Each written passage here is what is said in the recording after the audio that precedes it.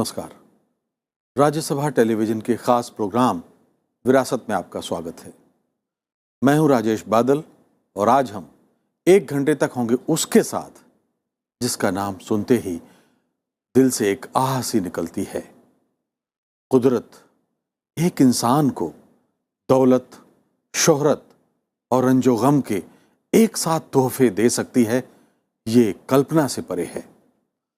शब्दों में दर्द का दरिया और पर्दे पर पीड़ा ऐसी कि मरते दम तक जिगर से ना निकले। कौन है वो, आप जानते हैं? वो है मीना कुमारी।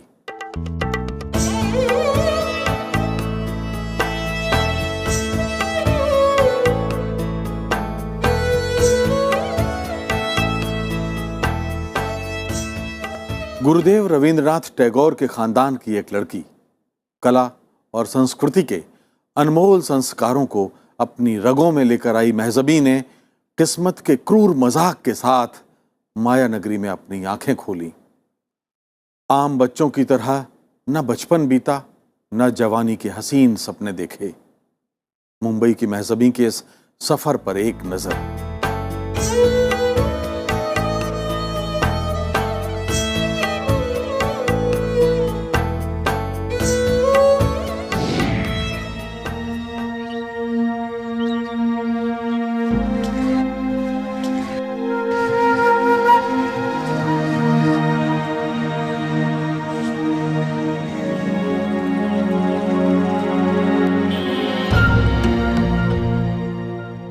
उन दिनों बचपन में ही शादी हो जाती थी।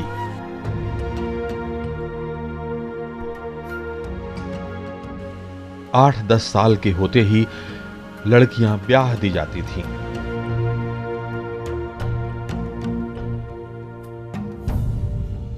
कई बार ये बच्चियां विधवा हो जाती थीं और फिर सारी उम्र उन्हें उस व्यक्ति के नाम काटनी पड़ती जिसे उन्होंने कभी देखा भी नहीं था। असल में रिवाज के मुताबिक शादी बचपन में होती जरूर थी, लेकिन पति के घर वो जवान होने के बाद ही जाती थी, यानी गौने के बाद।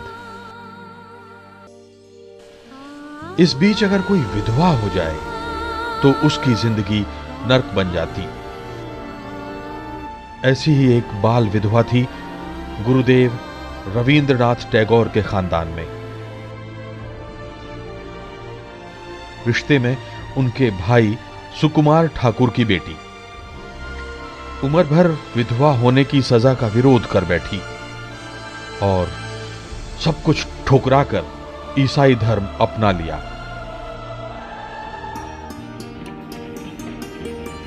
मेरठ आकर बस गई और एक कहानीकार प्यारेलाल से ब्याह रचा लिया। इन दोनों की एक बेटी हुई, नाम रखा गया प्रभावती। बहुत मीठा गाती थी। बड़ी हुई तो काम की तलाश में मुंबई आ पहुंची। प्रभावती की मुलाकात यहां हुई संगीतकार मास्टर अली बख्श से। अली बख्श बहुत अच्छा हारमोनियम बजाते थे।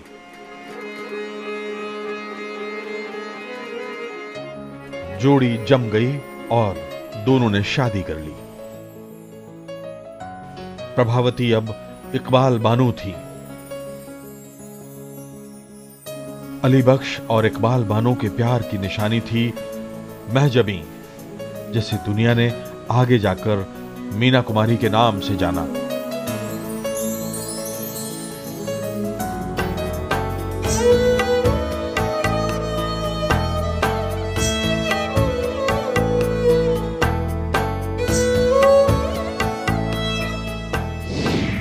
ये पंजाब से थे और वो बंगाल से थी, और वो भी मेरे ख्याल में स्टेज पर अदाकारी करती थी।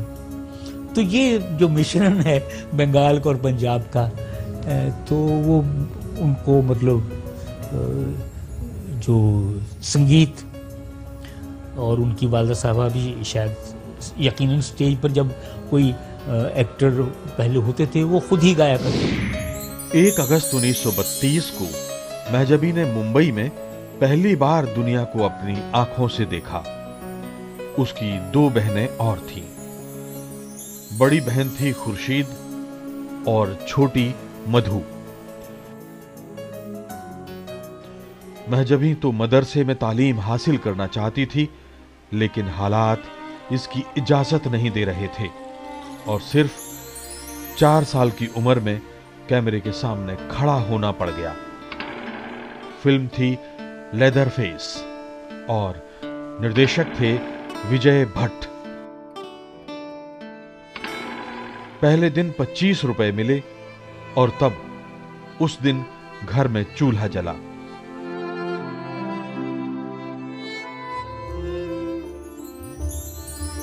महजबी को घर में मुन्ना कहा जाता था। चूंकि माता पिता भी काम करते थे, इसलिए घर में खाना बनाने का कोई पक्का टाइम नहीं होता था। मां ढेर सारी रोटियां थोप कर रख जाती और वो रोटियां 1-2 दिन तक चलती थीं। इसी वजह से मुन्ना यानी महजबी को बासी रोटियां खाने की आदत पड़ गई। प्याज, हरी मिर्च, नमक और बासी रोटी सारी उम्र उसे अच्छी लगती रही। उनका बचपन जो है वो बहुत ही कमज़ोर हालत में गुजरा।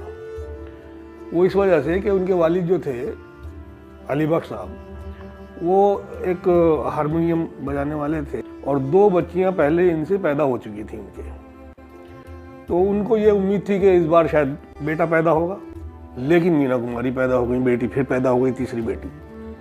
तो उनको कुछ नागवार गुजरी ये बात और इनको काफ़ी नेगलेक्ट किया गया उस बचपन के ज़माने।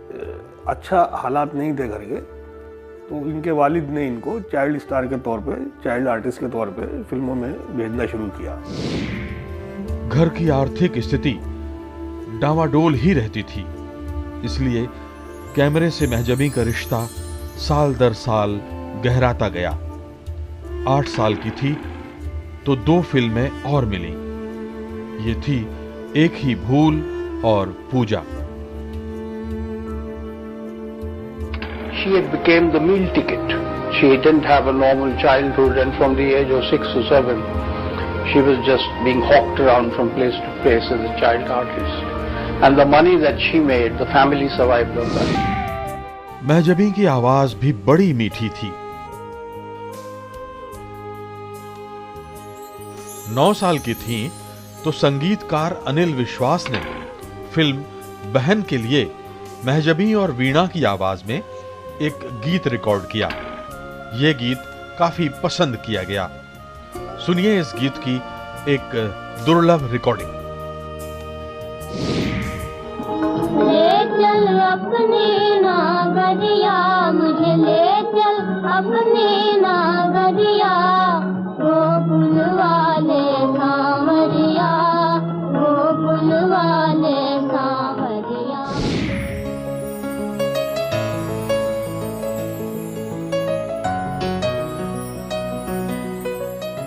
मीना जवान हो रही थी। घर की गाड़ी का बोझ खींच रही थी। सुबह से रात तक काम ही काम।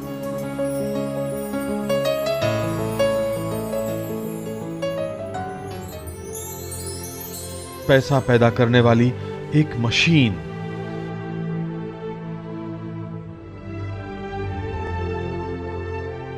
ये मशीन खाती थी बासी रोटियां और उगलती थी अशर्फियां। बचपन मर गया।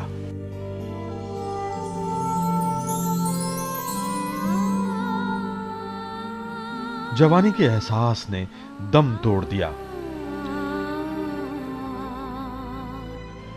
इधर मां बाप में भी झगड़े शुरू हो गए। मीना घर लौटती तो रोज एक नया महाभारत। मीना का दिल पत्थर जैसा हो गया। उसे तरह तरह के पत्थर इकट्ठे करने का जुनून सवार हो गया। रात में अपने बिस्तर पर पत्थरों को साथ सुलाती और उनसे बातें करती।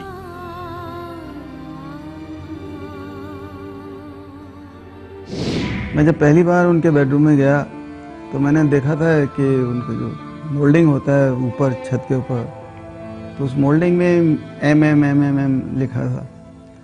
तो मैंने उनसे कहा कि आपको तो पता होगा मीना जी शेर कि हाँ ये क्या किया मैंने, नाम पत्थर पे लिख दिया मैंने, तो क्या इसीलिए आपको ये पत्थर इतने पसंद है कि अपना नाम भी आपने पत्थरों पे लिखा हुआ है? तो वो हंस पड़ी कि नहीं, ये पत्थर इतने अच्छे हैं कि खामोश रहते हैं। मैं मुस्कुराती हूँ तो ये मुस्कुराते हैं, मैं रोती हूँ तो ये मेरे साथ रोते हैं, मैं हंसती हूँ तो मेरे साथ हंसते हैं, और मैं इनको डांटती हूँ तो खामोश रहते हैं। जब देखती कि उसके दर्द से पत्थर भी नहीं पिघलते, तो उसने अपने आंसुओं की स्याही से कागज को अपनी जबान दे दी।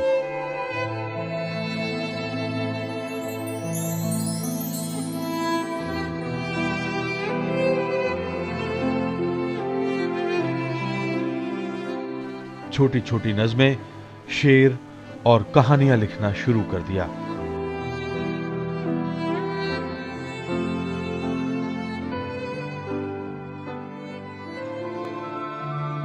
दरअसल मीना की कोई औपचारिक पढ़ाई लिखाई नहीं हुई थी, लेकिन पिता को लगा कि पैसा पैदा करने वाली मशीन का अनपढ़ होना ठीक नहीं है। पढ़ी लिखी मशीन ज्यादा पैसे कमाएगी। सो घर पर ही एक मास्टर जी आने लगे। मीना हिंदी, अंग्रेजी और उर्दू सीखने लगी। इसी बीच मां गंभीर रूप से बीमार पड़ी और हमेशा के लिए विदा ले गई।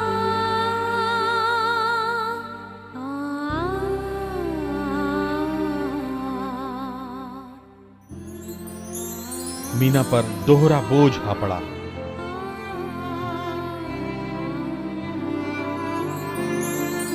जवानी की दहलीज पर कदम रख रही मीना रोजी रोटी के लिए हर तरह की फिल्म करने पर मजबूर थी। 14 साल की उम्र में फिल्म मिली बच्चों का खेल। इस फिल्म ने मीना को एक नायिका के तौर पर स्थापित कर दिया।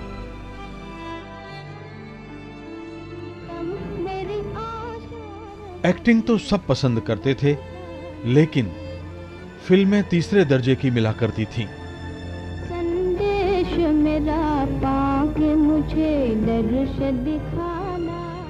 जैसे होमी वाडिया की फिल्म लक्ष्मी नारायण में मीना को देवी लक्ष्मी का किरदार मिला, तो फिर धार्मिक और स्टंट फिल्मों की कतार लग गई।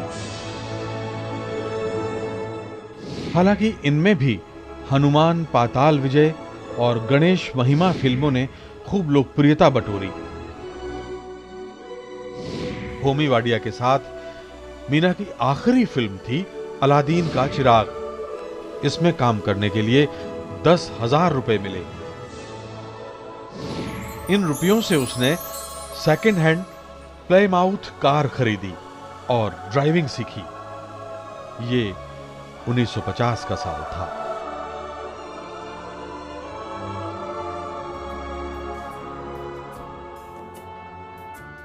उस जमाने तक देविका रानी के साथ जोड़ी बनाकर धूम मचाने वाले अशोक कुमार ने फिल्म तमाशा में मीना को एक अलग तरह का रोल दिया।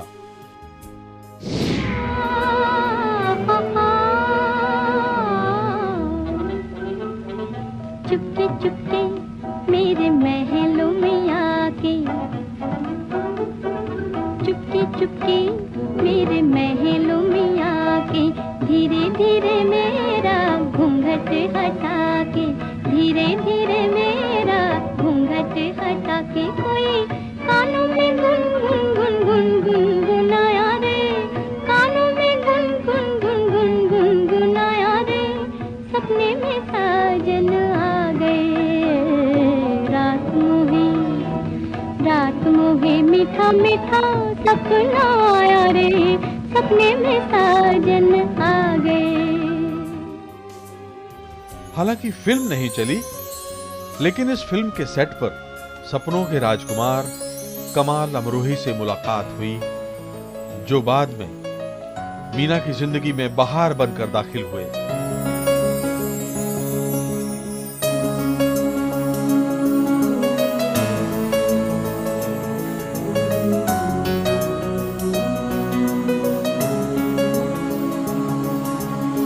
हम आपको बता चुके हैं कि मीना बचपन में ही कैमरे से आंख लड़ा बैठी थीं। फिल्म पुकार को अपने निर्देशन से बेजोड़ बनाने वाले कमाल अमरोही ने 8 साल की बेबी मीना को अपनी अगली फिल्म के लिए पसंद किया था, लेकिन बात नहीं बनी। हाँ, बेबी मीना के ज़हन में कमाल की वो छवि दर्ज हो गई। 10 बरस बाद कमाल अमरोही की फिल्म महल ने उन्हें सबसे महंगा डायरेक्टर बना दिया। इस फिल्म के लिए उन्हें 1 लाख रुपए मिले थे। कमाल की तस्वीरें देश भर के अखबारों में छप रही थीं। मीना ने भी एक तस्वीर देखी और बचपन की छवि इस बार धड़कनों में उतर गई।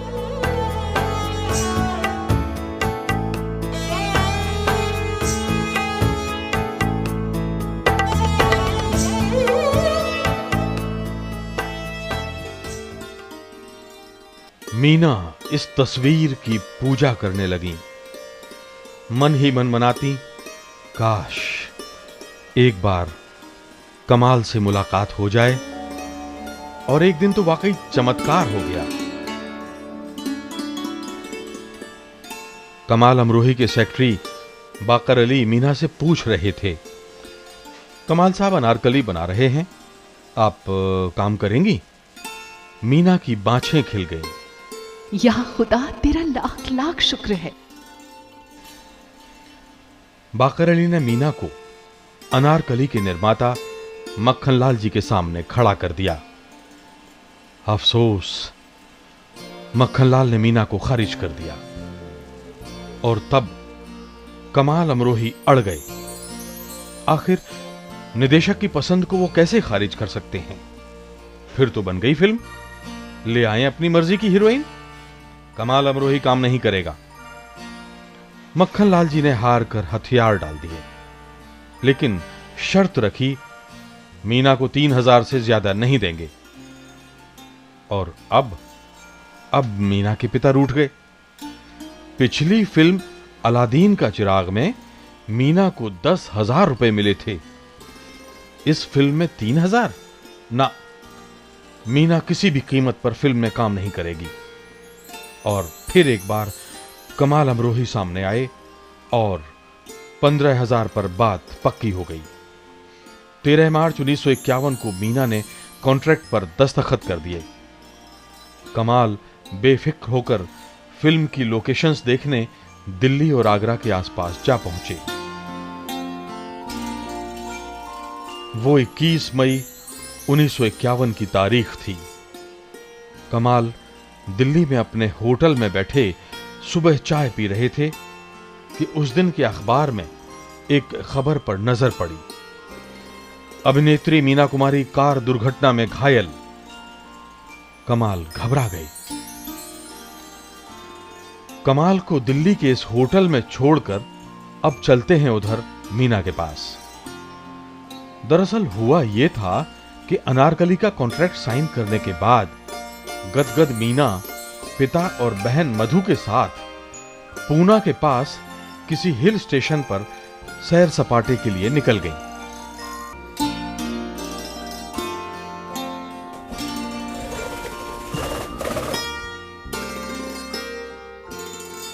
उन दिनों पुणे को पूना कहा जाता था। यात्रा से लौट रही थीं तो कार का एक्सीडेंट हो गया।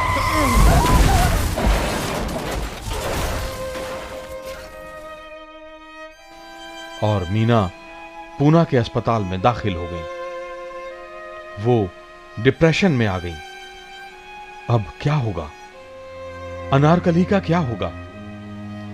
बड़ी मुश्किल से ऊपर वाले ने दुआ कबूल की थी। 2 दिन ऐसे ही बीते। तीसरे दिन भी इसी उधेड़-बुन में थी कि नर्स आई। बोली, कोई मिलने आया है। भेज दो। सामने एक सुंदर नौजवान खड़ा हुआ था, हाथ में गुलदस्ता लिए हुए। गौर से देखा, अरे मेरे सपनों का राजकुमार।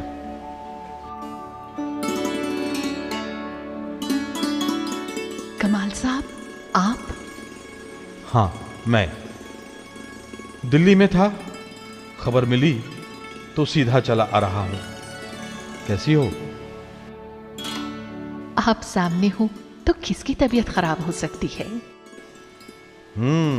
तो अस्पताल के वार्ड में भी एक्टिंग नहीं छूटी? नहीं, सच कहती हूं। आपसे झूठ बोलूं तो जहन्नुम में जाऊं। ये 24 मई 1951 की तारीख थी। खबर मिली कि मीना कुमारी का एक्सीडेंट हो गया है महाबलेश्वर से लौटते वक्त, और काफी चोट आई है। उनका हाथ पात ये वो सब,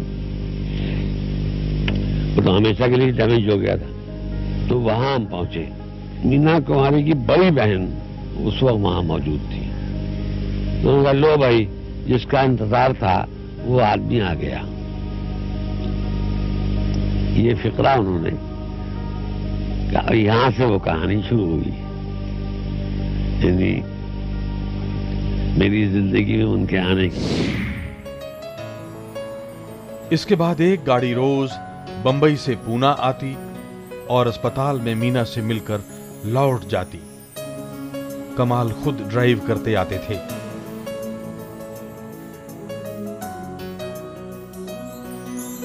कुछ ही दिनों में दोनों के नाम बदल गए। अब वो चंदन और मंजू थे। इसके साथ एक सिलसिला और शुरू हो गया था। कमाल एक भारी भरकम लिफाफा लाते और मीना को देते। बदले में मीना से भी उन्हें ऐसा ही लिफाफा मिलता। सिलसिला चलता रहा।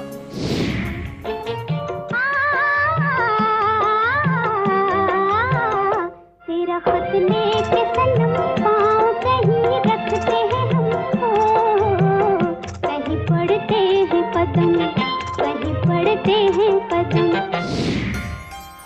कमाल के पूना आने के बाद 4 महीने तक मीना अस्पताल में नहीं बल्कि जन्नत में थी। तो उस वक्त तक शादी तो नहीं हुई थी, लेकिन अपनी बहनों से बता चुकी थी कि मैं अगर शादी करूंगी तो यही शख्स है। तो वो उस वक्त तक दवा पीने को भी तैयार होती नहीं थी कि जब तक कमाल नहीं आ जाएंगे। जब वो आएंगे तब मैं दवा पीऊँगी। और उन्होंने इजहार कर दिया था साफ बाबा के ऊपर कि मैं आपसे शादी करना चाहती हूँ। अस्पताल से छुट्टी हुई तो मीना फूट फूट कर रोई। मनाया, या खुदा एक एक्सीडेंट और कर दे। मगर जिंदगी के ऐसे चाहत भरे एक्सीडेंट क्या वाकई अपने चाहने से होते हैं? बहरहाल मीना बंबई आ गई।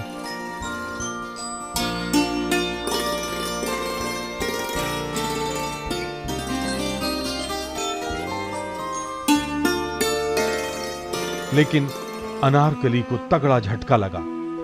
निर्माता मक्खनलाल की शेयर बाजार में सारी पूंजी डूब गई। 4-6 रील शूटिंग हुई और फिल्म हमेशा के लिए डिब्बे में बंद हो गई।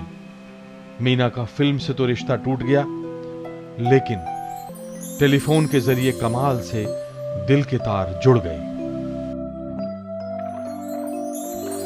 करीब 2 साल ये सिलसिला चलता रहा।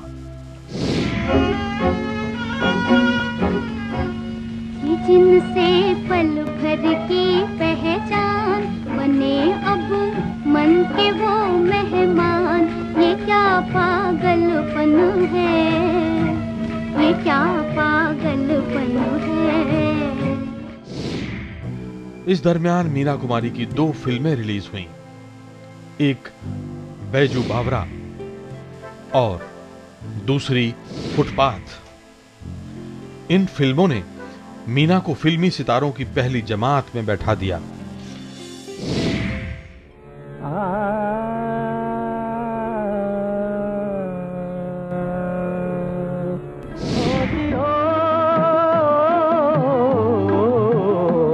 तू गंगा की मौज में यमुना का धारा तू गंगा की मौज में, जमुना का धारा हो रहेगा मिलन ये हमारा, हो हमारा तुम्हारा रहेगा मिलन ये हमारा तुम्हारा।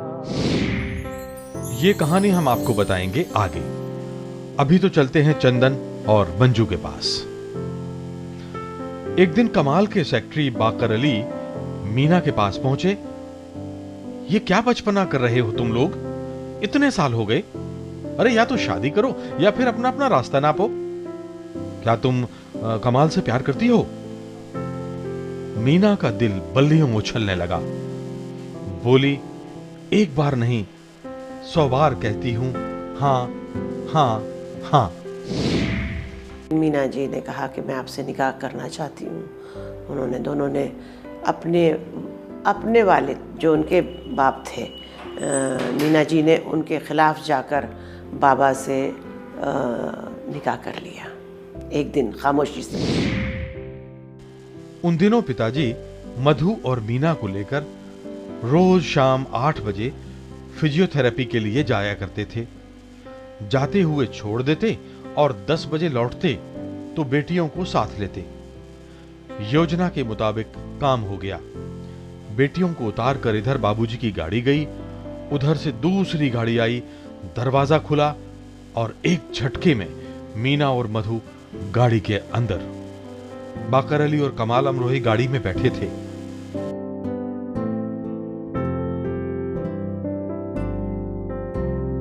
काजी पहले से तैयार था। पहले सुन्नी और फिर शिया रिवाजों के मुताबिक निकाह हुआ। शादी की रस्म पूरी हुई और गाड़ी फुल स्पीड से भागी। ठीक 9:45 बजे क्लिनिक पहुंचे। 10 बजे अली बख्श आए। बेटियां गाड़ी में बैठकर चल दी। अली बख्श को गुमान तक नहीं था कि घंटे भर पहले उनकी कुंवारी बेटी अब किसी की बीवी बन चुकी है। लेकिन अब मीना और कमाल की फिक्र यह थी कि बिल्ली के गले में घंटी कौन बांधे। यानी पिता को निकाह की बात कैसे बताई जाए। मीना को डर था, अगर वो कमाल के साथ रहने चली गई तो घर की गाड़ी कौन खींचेगा। आखिर तय हुआ कि शादी फिलहाल गोपनीय रखी जाएगी। जब 2 लाख रुपए इकट्ठे हो जाएंगे तो पिता को दिए जाएंगे।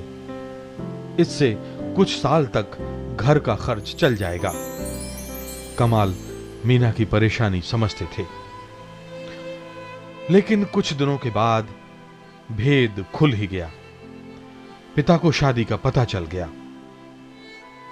अली बख्श हैरत, दुख और गुस्से में थे।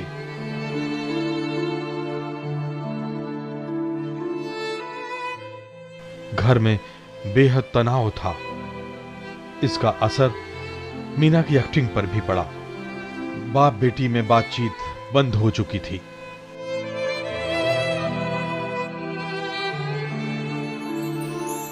पांच अक्टूबर 1952 मीना की जिंदगी का एक शानदार दिन। बैजू बावरा रिलीज हुई और लोकप्रियता के सारे कीर्तिमान भंग हो गए। बंबई में यह फिल्म 100 हफ्ते चली। किसी शहर में यह फिल्म सिल्वर जुबली मनाती तो कहीं डायमंड जुबली। लोग मीना के पीछे पागल थे। हम आपको दिखाते हैं बैजू बावरा की कुछ झलकियां।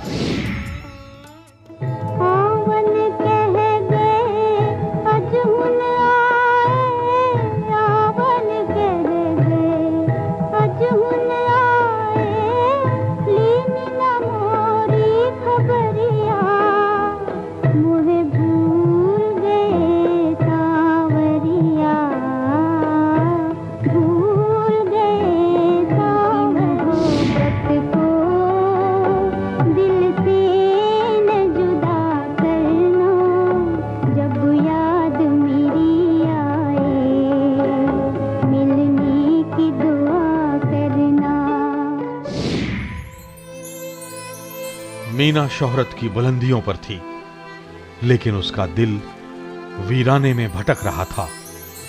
दोस्त, घर के लोग, रिश्तेदार कमाल से तलाक लेने का दबाव बना रहे थे।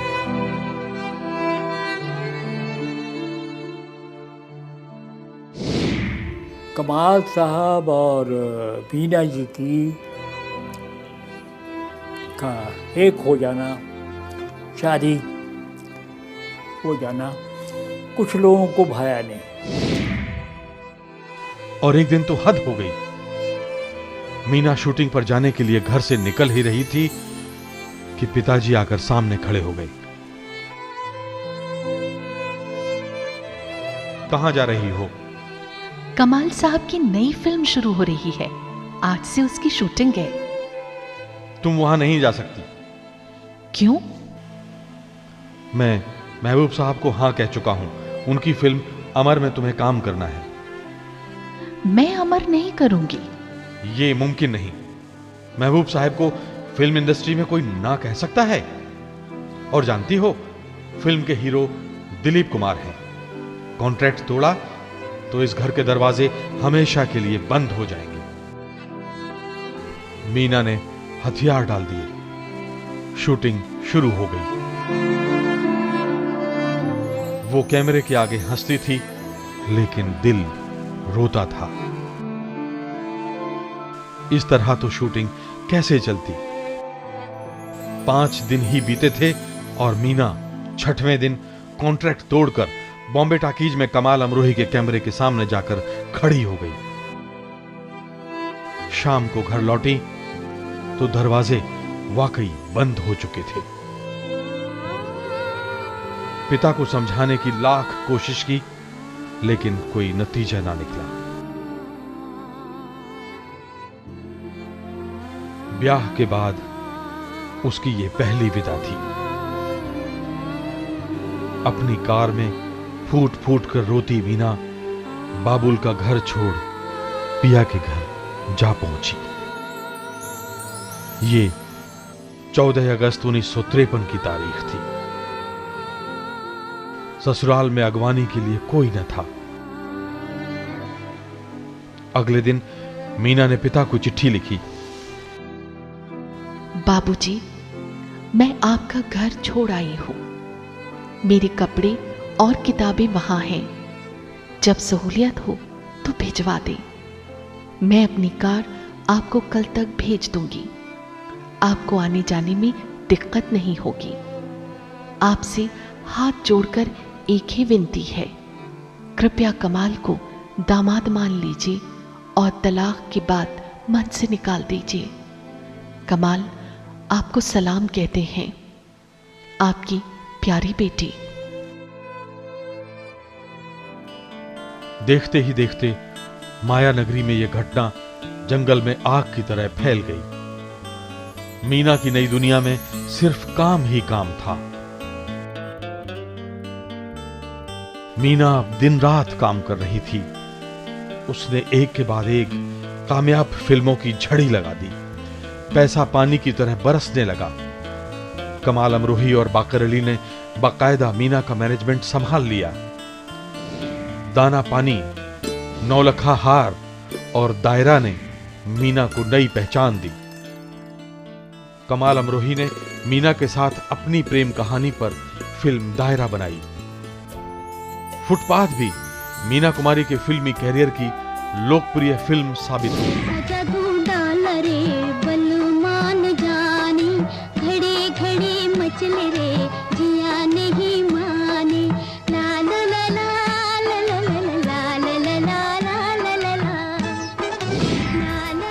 इन्हीं दिनों आई विमल रॉय की फिल्म परिणीता और मीना का जादू लोगों के सर चढ़कर बोला।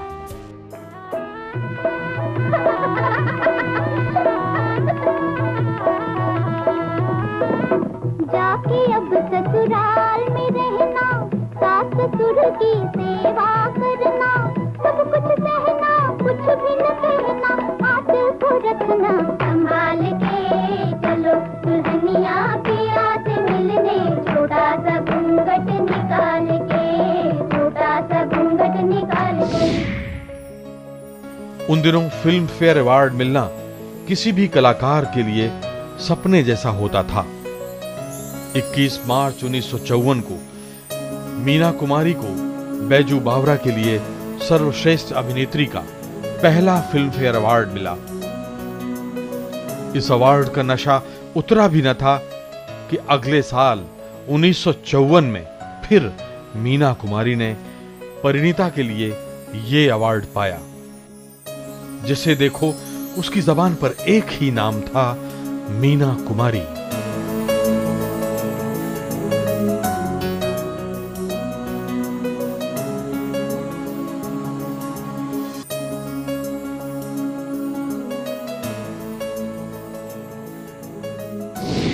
जिस तरह के किरदार उन्होंने अदा किए हैं उस लेवल को मेरे ख्याल से तो अभी तक कोई अदाकारा नहीं पहुंच पाई है। हिंदुस्तानी औरत का जो किरदार उन्होंने अदा किया है मुकम्मल, एक हिंदुस्तानी औरत, वो मीना जी ने अदा किया। दिन अच्छे कट रहे थे। कमाल अमरोही ने पाली हिल में एक नया बंगला खरीदा। दोनों दिन भर काम करते, शाम को घर पहुंचते, रमी खेलते और फिल्में देखने जाते। मीना ने कमाल की पहली पत्नी और उनके बच्चों को भी अपना बना लिया था। कमाल की बेटी रुखसार अमरोही के लिए ये एक अनोखा प्यार भरा रिश्ता था। मैं पहली बार अपनी अम्मा के साथ ही छोटी अम्मी के पास गई थी जब वो थोड़ी उनकी तबीयत नासाज थी। मेरी आंखों देखा हाल ये है कि वो साथ ही हमारे नाश्ता करती थी, साथ में खाना खा रही हैं। ईद के लिए हमको कह रही हैं कि तुम लोग ईद के कपड़े लेकर आओ, और अपाजान पुकारा उन्होंने मेरी माँ को। मेरी माँ ने भी उनके साथ छोटी बहन का सा सलूक किया। तो हमें कुछ अजीब सा लगा ना कि ये हमारी कोई सौतेली माँ है, और हमें बहुत प्यारी लगी, वो बहुत अच्छी लगी। इस दौर को याद करते हुए बाद में कहीं मीना कुमारी ने लिखा, मैं दुनिया की सबसे सुखी महिला थी। मुझे मेरा प्यार मिल गया था। हम एक दूसरे को अच्छी तरह से समझते थे। 1955 आते आते मीना कुमारी के पास फिल्मों की कतार लग गई। अमरवाणी, बंदिश, शतरंज, रुखसाना, अदल जहांगीर, मेम साहब और आजाद। आजाद ने काफी धूम मचाई। ये मीना कुमारी की पहली फिल्म थी जो दक्षिण भारत में फिल्माई गई थी।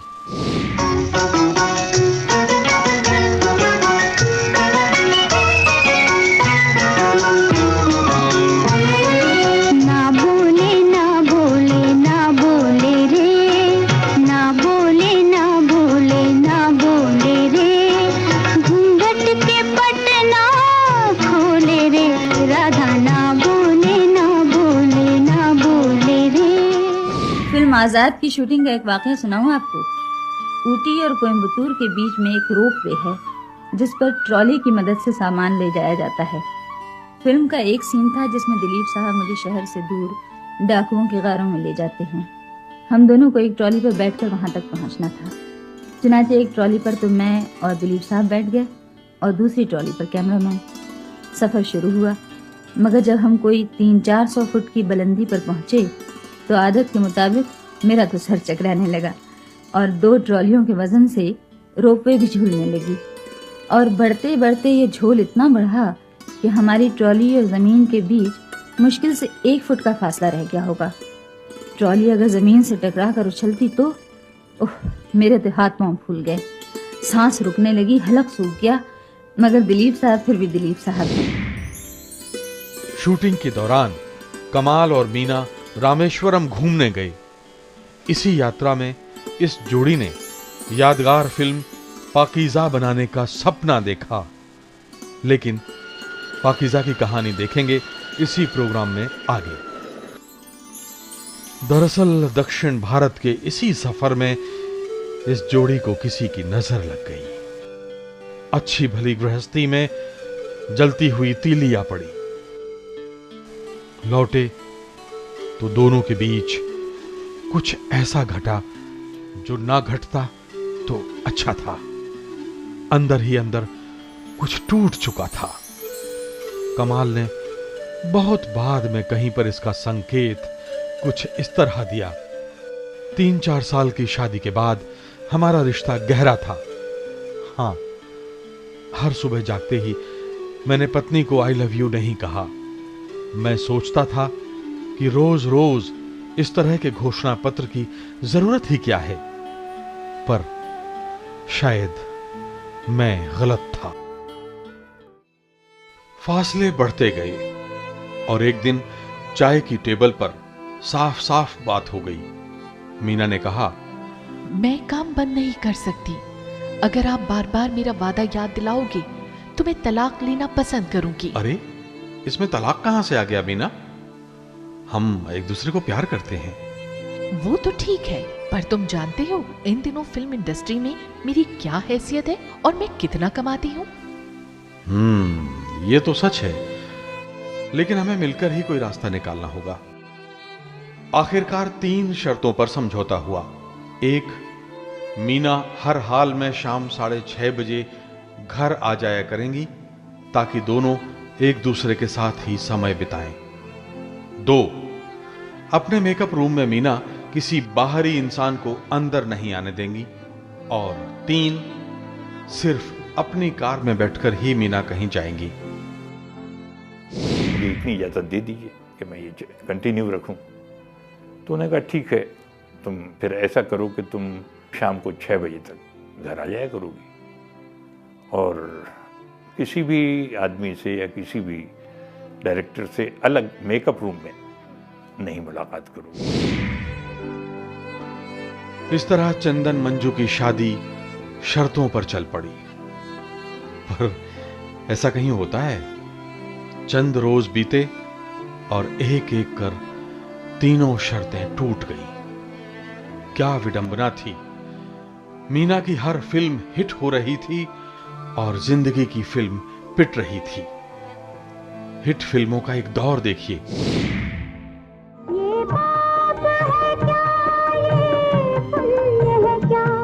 रीतों पर धर्म की मोहरे है, हर युग में बदलते धर्मों को कैसे आदर्श बनाओगे। संसार से भागे फिरते हो, भगवान को तुम क्या पाओगे। राज कपूर के साथ आई थी शारदा।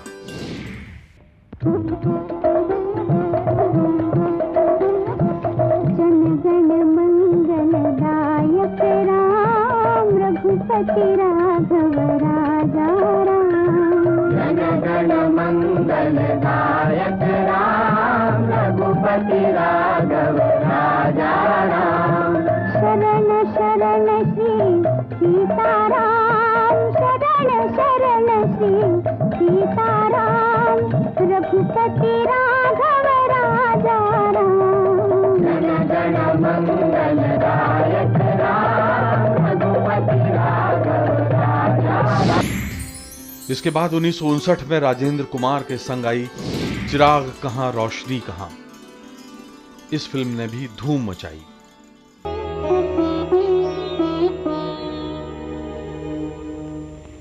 बड़ा बेदर्द जहां है, यहाँ इंसाफ कहाँ है। मुझे ओ दुनिया वाले वापस बुला ले। बड़ा बेदर्द जहां है, यहाँ इंसाफ कहाँ है। और अब जिक्र उन गीतों का जो खुद मीना कुमारी को भी बहुत अच्छे लगते थे। ऑल इंडिया रेडियो के एक प्रोग्राम में मीना कुमारी ने इन गीतों को लेकर अपनी राय का इजहार किया था। पेश है इस दुर्लभ रिकॉर्डिंग का एक टुकड़ा।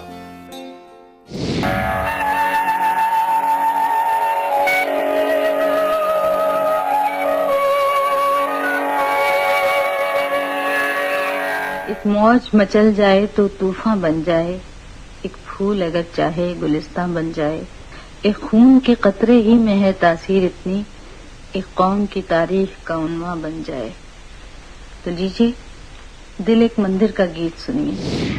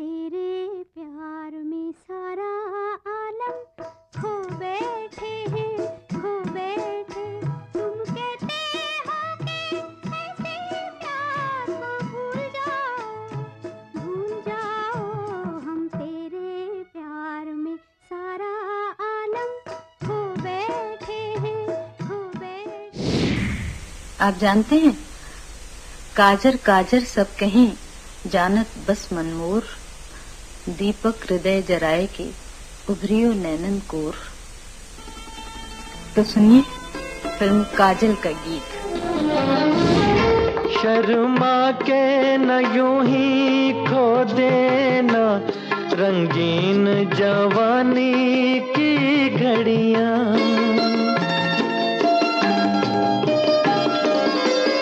शर्मा के न यूं ही खो देना रंगीन जवानी की घड़ियां, बेताब धड़कते सीनों का अरमान भरा पैगाम है ये, छू लेने दो नाजुक होठों को, कुछ और नहीं है जाम है ये, छू लेने दो नाजुक होठों। फिल्म आरती में मैं एक ऐसी औरत हूँ जिसे लोग मीना कुमारी कहते हैं, शीतल, शांत, गंभीर। और इस फिल्म का गीत मुस्तकबिल की उम्मीदें लेकर सदा मेरे साथ रहा है और रहेगा। माना के है गहरा अंधेरा, है डगर की चांदनी, मैं लीन हूँ धुंधली पड़े ना, देख नजर की चांदनी, डाले हुए हैं रात की चादर, सितारों की मंजिल राहें, बहारों की मंजिल राहें।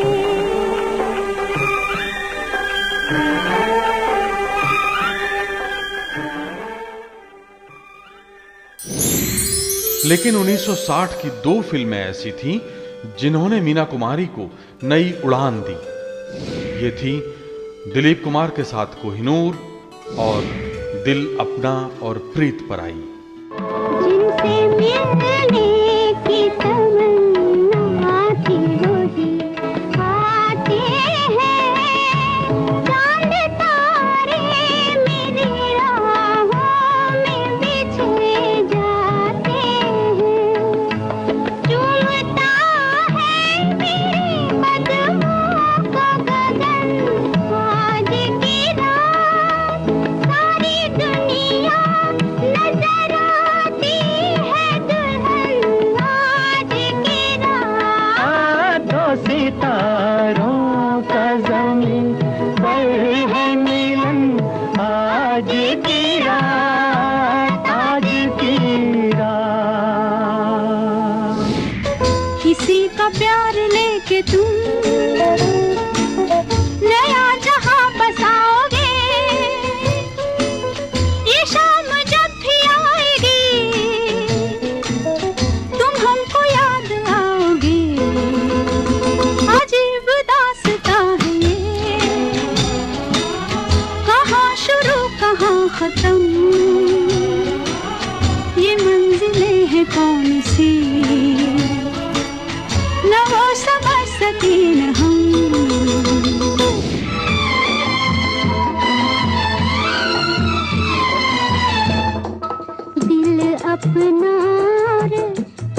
पराई किसने है ये रीत बनाई। आंधी में एक दीप जलाया और पानी में आग लगाई। दिल अपना और रीत पराई किसने है ये रीत बनाई। दिल अपना।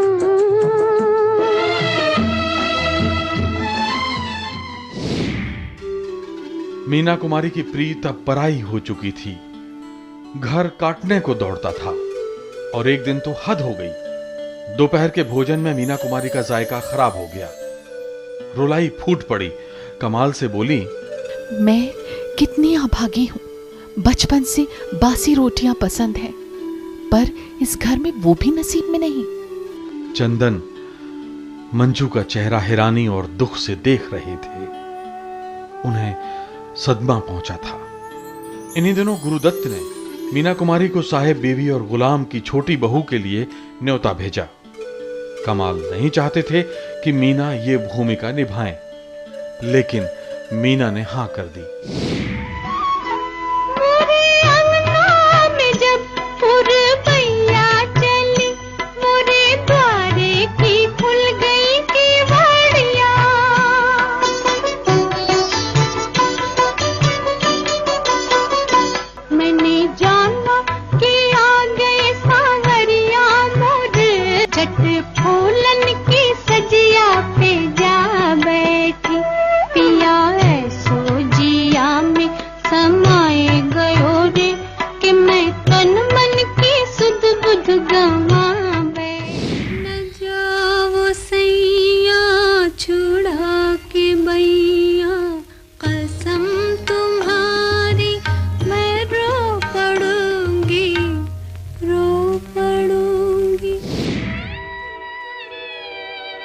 इस फिल्म ने लोकप्रियता के कई रिकॉर्ड ध्वस्त कर दिए।